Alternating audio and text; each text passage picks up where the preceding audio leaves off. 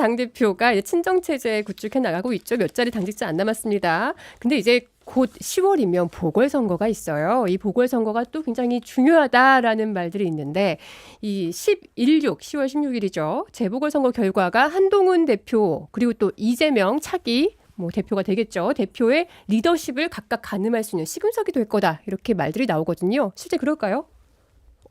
이 10월 재보궐은 거의 다 전부 다 그 지방선거 때 네. 대신 그 지방의원들하고 이런 부분들이잖아요.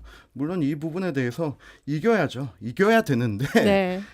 지금 이제 2달 남아 있는 이 상황에서 저희가 국민의 마음을 다 잡아서 사기 위한 어떤 그런 체제를 갖출 수 있을까라고 하는 네. 부분이 있습니다. 왜 그러냐면 한동훈 대표가 물론 지금 강한 리더십으로 빠르게 수습해 나가고 있지만은 국민들이 제일 관심 가지는 부분은 첫 번째가 대통령실과의 관계거든요. 네. 그리고 이제 그 다음이 대통령실과의 관계가 바로 서야지 이제 당내 친윤 세력이라고 하는 그 불협화음이 나올 수 있는 부분들을 어떻게 중재하는가.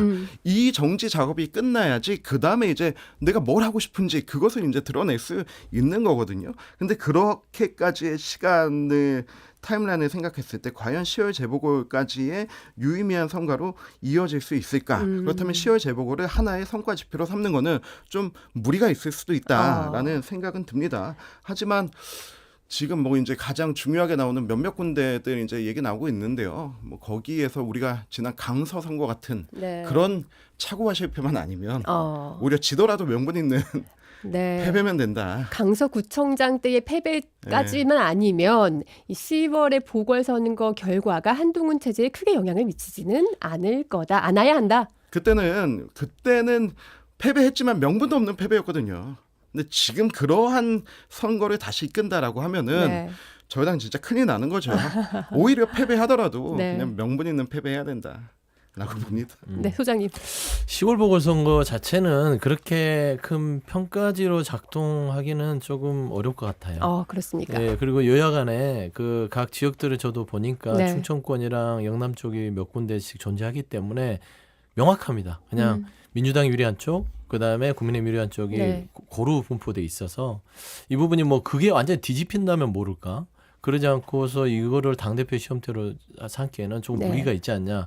그러나 일단 국민의힘 내부에서는 아마 한동훈 대표를 흔들기 위해서 여기에 대한 부담을 지을 공사는 있어요. 그런 세력은 있을 용산이나 것이다. 친윤 쪽에서는 결국에는 한동훈의 리더십이 결국엔 10월에 이 재보궐에서 평가받을 것이다라는 언론 보도가 더 가속화될 공산이 크고요.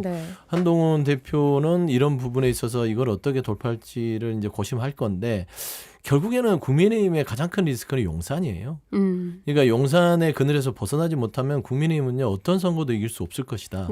라는 것은 내부에서도 다 인지를 하고 있을 것이고 민주당 입장에서는 이재명 대표가 재보궐에 큰 부담을 가질 이유도 없어요.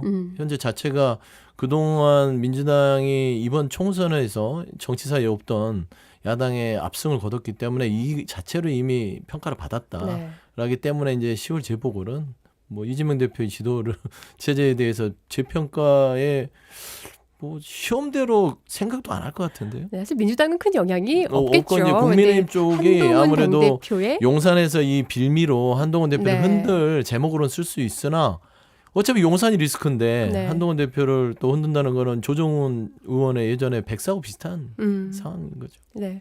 결국 한동훈 국민의힘 대표의 당 장악력을 어떻게 이걸로 흔들릴 거냐 마냐가 제일 이제 관건인데 그래서 일각에서는 원외 당대표의 한계가 명확하기 때문에 한동훈 대표가 이번 재보궐에 나갈 수 있는 거 아니냐. 물론 가능성 굉장히 낮아 보입니다만 짧게 어떻게 보십니까?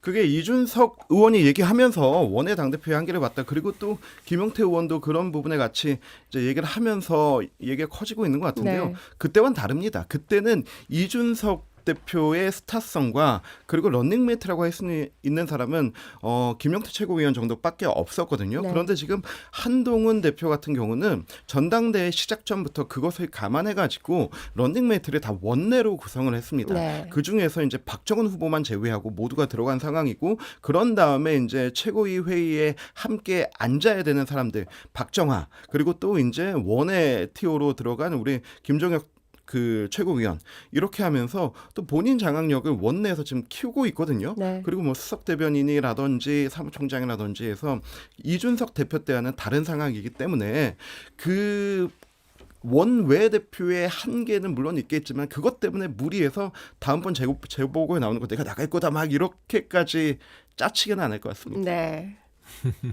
같은 그러니까 의견이실까요? 재보궐 부분은 한동훈 대표가 나간다는 거는 조금 가능성이 희박한 것 같아요. 희박하죠. 예, 왜냐하면 원외 대표의 환경이 있으나 지금 한동훈은 개인 정치인으로서의 평가의 기간이기 때문에 본인이 거기서 재보궐 나가버리면 지금 당 장악하는 시간라든지 여러 가지의 그 정치적인 어떤 셈법이 꼬여요.